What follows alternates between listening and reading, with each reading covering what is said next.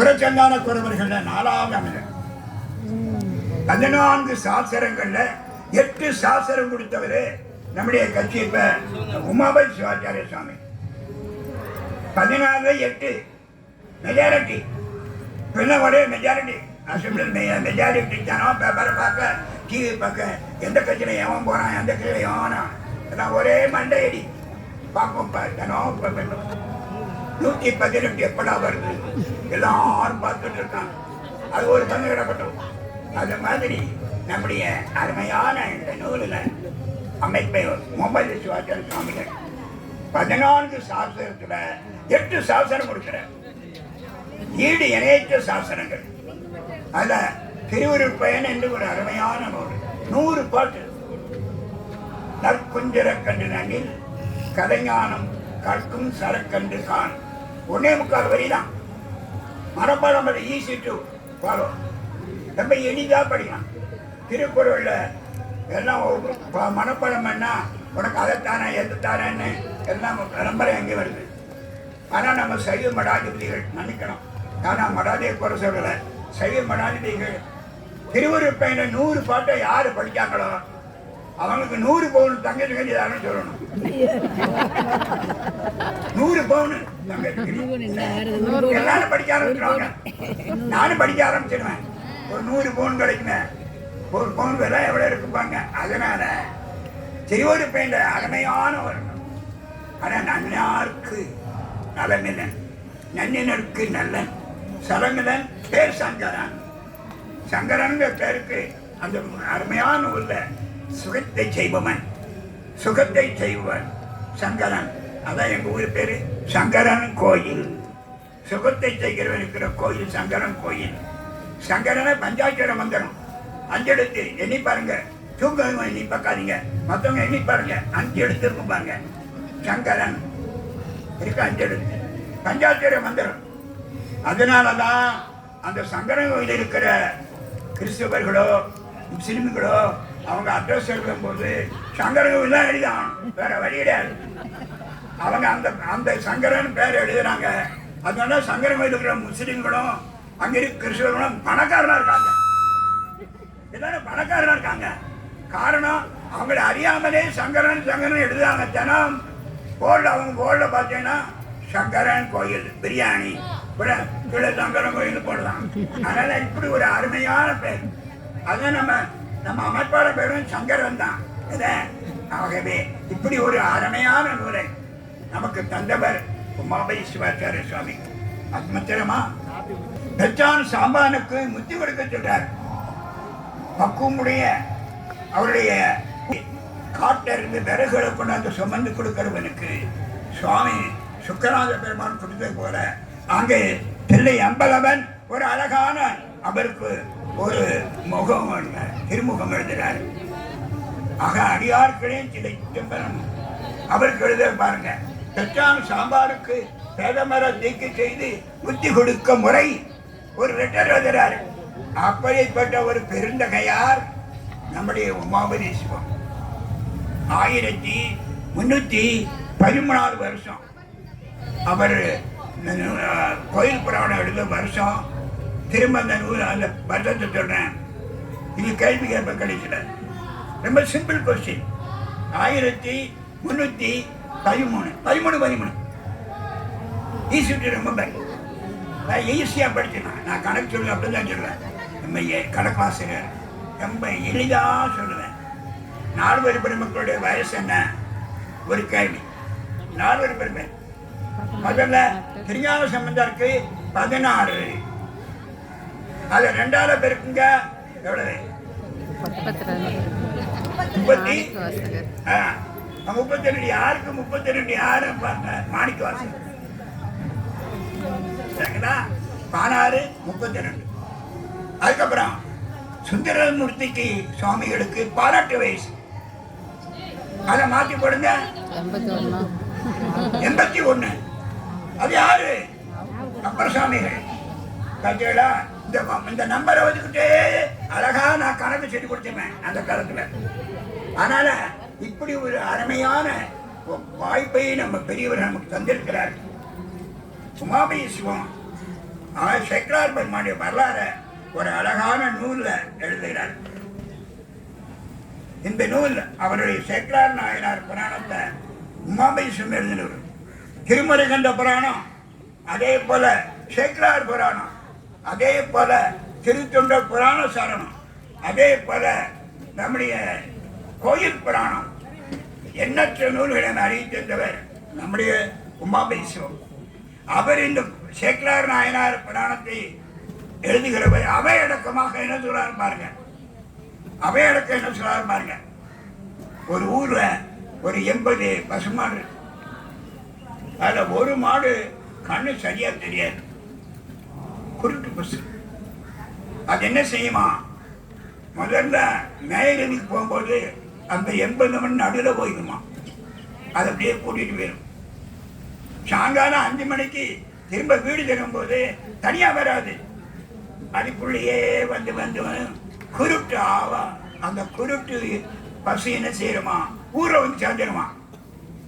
அது போல தன்னை சொல்றாரு. எட்மன்ட்டு அருமையான நூல்களை பெரியவர்களா இருக்கும் போது ஒரு சாதாரண குருட்டு பசு போல நான் அந்த நூலை எழுதுறேன்.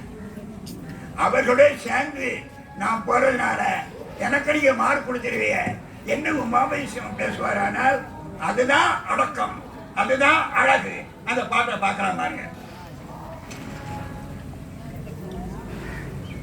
தேவுடனே கூடிய தேவனாஸ் தெய்வத்தன்மை, தேவுடனே கூடிய சொல் செழுந்தமிழோடு தெரிந்துரைத்த பாவுடனே கூடிய என் பரிப்பொருளும் விழுப்பொருளாம். நான் பாடிய சாதாரண நூலும் பெரிய பொருளாகும். என்ன காரணம் கேட்டா, என்ன காரணம், கோவுடனே கூடி குறுக்கு பசு ஊர் புகுதும். அது போல நான் என் நூலை எழுதி அவங்க மத்தியில போறதுனால என் நூலுக்கும் மதிப்பெண் கிடைச்சிடும் என்று சொல்வாரானால் அந்த அடக்கத்துல எவ்வளவு அழகு பற்றியடா. ஒரு குருட்டு பசுவாக தன்னை நினைக்கிறார் உமாபேஸ்வரம். தில்லைவாழ்ந்தர்கள் ஒருவர், சிவருமானுக்கு சமமானவர்கள் தில்லைவாழ்ந்தார்கள். அவர் சொல்றார் தன்னை குருட்டு பசு, அதுதான் அடக்கம், அதுதான் அழகு. பற்றியடா இப்படி ஒரு அருமை பாட்டை நம்ம பார்க்கிறோம். இன்னும் எத்தனை சொல்ல போறோ, நேராக வெயில் அடிக்க நீ சாமி 2 சாமி பேசணுமே, இப்படி செவ்வாய் எடுக்கிற இந்த சங்கர சிவா சொல்லக்கூடாதா? கரெக்டா அப்படிதான் பேசணும், அதுக்கு பேசக்கூடாது சொல்ல மாட்டேங்காரு. நாம ஆட்டுக்கு மைக்கையும் நல்லா காத்து ஜம்முன்னு வருது, பக்கத்துல கொடுக்கறதுக்கு ஆள், ஜூஸ் கொடுக்கறதுக்கு ஆள் இருக்கு, கேட்கறதுக்கு நீங்க இருக்கீங்க. நான் மத்தியானம் 2 மணிலையும் பேச ஆரம்பிச்சிருவேன். அதனால கவலைப்படாதீங்க. இப்பொழுது 4 பெரியவர்கள் அடக்கமாக பாட பார்த்தோம். தெய்வ சேக்கலார் பெருமான், அடுத்தால பரஞ்சோதியார், 3வது கச்சிப சிவாச்சாரியார், 4வது உமாபதேசம். இனி அடுத்தால 2 பெரியவர். ஒரு பேர் மாதவ சிவஞான சுவாமி, இன்னொரு அவருடைய மாணவர் கச்சிப முனிவர். 2 பேருடைய நூல்லையும் அவையடக்கம் பிரிக்கும் பார்ப்போம். மாதவ சிவஞான சுவாமிகள் விக்ரம் சிங்கத்தில் அவதாரம் செய்தவர். அவர்கள் திருவோட ஆஜனது குலதெய்வம். மெய்கண்ட சுவாமிகள் எழுதிய 12 சூத்திரமான சிவஞான பதத்துக்கு ஒரு பெரிய உரை எழுதும். 32 வயசுல 29 நூல்கள் செய்தவர் மாதவ சிவஞான சுவாமி. நீங்க தான் அது பேரை தெரியணும். சிவஞான சுவாமியுடைய கட்சிப்பொருள் பேரெல்லாம் உங்களுக்கு தெரியணும். நமக்கு உபகாரம் பண்ணவர்கள் பெரியவர்கள் பேரெல்லாம் நமக்கு தெரியணும். அதனால கச்சிப சிவாச்சாரியர் போல கச்சிப முனிவருடைய ஆசிரியர் மாதவ சிவஞான சுவாமி, விக்ரமசிம்ம அவதாரம். 5 வயசுல வீதியில வந்து திருவாரூர் ஆலயம் தம்பநாட்டில் பார்த்து அவரை அழைச்சிட்டு வந்து வீட்டுல திருவம்புத்து சாப்பிடுங்க. 5 வயசு பிள்ளை. இப்ப யாராவது விருந்தாலும் தானா எந்த பெயரன் சொந்த தாத்தா வரணும் 3 நாள் நேரம் அடிச்சுட்டு இருக்கானே சொல்லுவாங்க. நம்ம போறோம் அப்ப அப்படி இல்லை. அவரை வீட்டுக்கு கொண்டு வர கூப்பிட்டு வர தம்பிரான் சுவாமிகள், அம்மா மயிலம்மையார், அப்பா ஆனந்த கூத்தர். அம்மா அந்த அடியாருக்கு அம்மு ரெடி, மட மட மடன்னு திருவம்புத்தி ரெடி ஆயிடுச்சு. அழகா அவர் படைக்கிறார். அவங்க சாப்பிட்றாங்க. உடனே அப்பாமையும் அம்மாவையும் பாராட்டி அந்த குழந்தை ஒரு பாட்டு பாடும். அருந்ததி என்னம்மை, எங்க அம்மா அருந்ததி, அப்படி கற்பு கரசி. அருந்ததி என்னம்மை, அடியவர்களுக்கென்றும் திருந்த அமுதளிக்கும் செல்வி. பொருந்தவே ஆனந்த கூத்தர் அகமகிழ தொண்டு செய்யும் மானம் தவாத மயில். மயிலமையாரம் ஆனந்த கூத்தர். இப்படி ஒரு அருமையான பாட்டை 5 வயசுல பாடின உத்தமர் நம்முடைய மாதவ சங்கான சுவாமி. அந்த பெரிய பேர் நமக்கு அழகான ஒரு நூல் காஞ்சி புராணம். காஞ்சி புராணத்துல ஏறத்தாழ 2800 பாடல்ல நமக்கு தர்றாரு. காஞ்சி புராணத்துல அந்த பேர் மாதவ சிவஞான சுவாமி.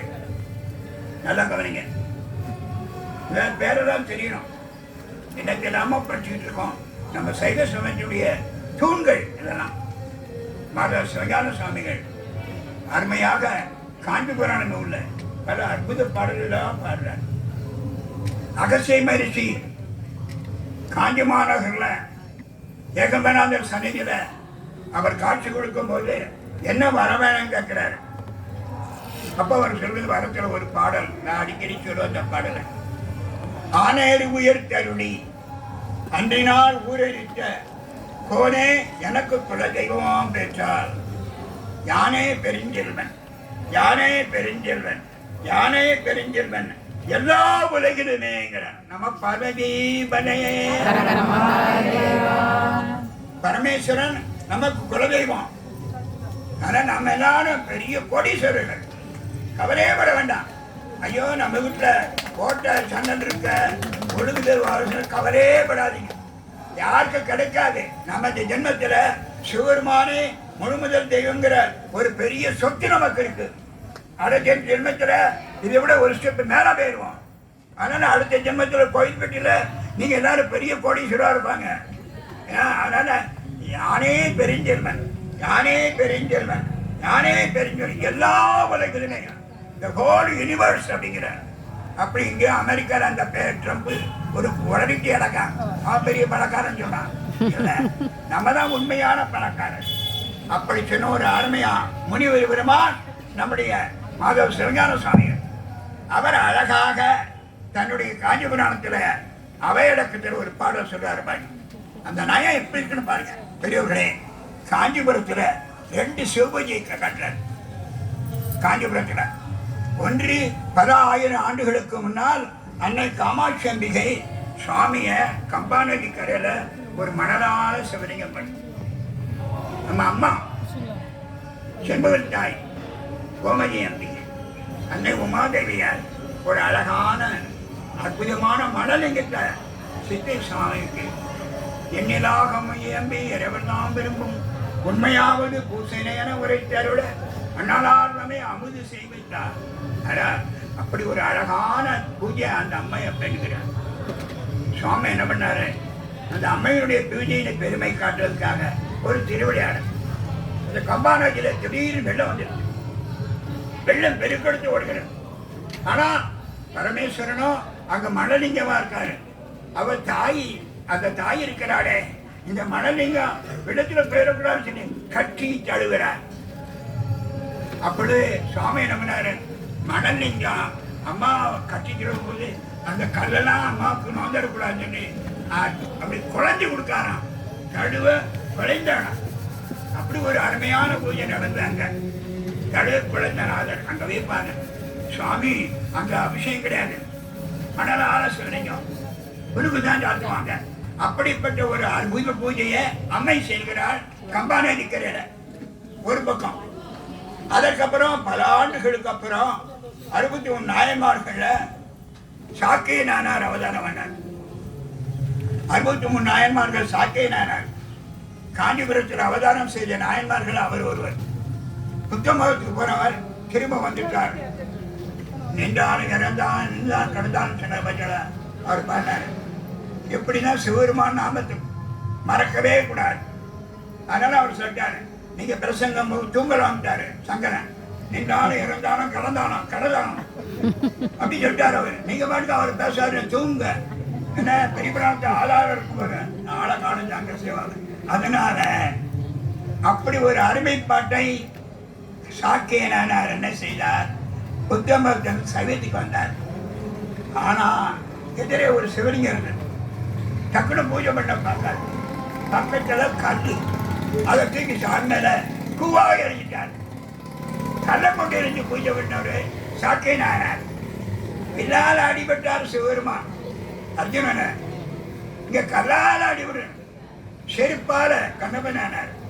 இதோ கள்ள கொண்டு எறிஞ்சார். சாமி மகிழ்ந்து ஏற்றுக்கொண்டார். ஆமா, நெறி பிறடா உமை பூசனை போல் நெறி பிறழுந்தோ ஊசும் கல்லையும் எடுக்கும் காஞ்சி ஏகம்பனாதா பாட்டு அவையடக்கிறார். ரெண்டு உதாரணம் சொல்றாரு. நெறியும் பிறளவா பரபா. முதல் முறையாக ஆகம வழிப்படியில அம்மை பூஜை பண்ணார். ஆகமத்துக்கு விரோதமாக சாக்கியனார் பூஜை பண்ணார். ரெண்டையும் என் பெருமான் ஏற்றுக்கொண்டார். அதே போல அவையடக்கள் சொல்றார் பாருங்க.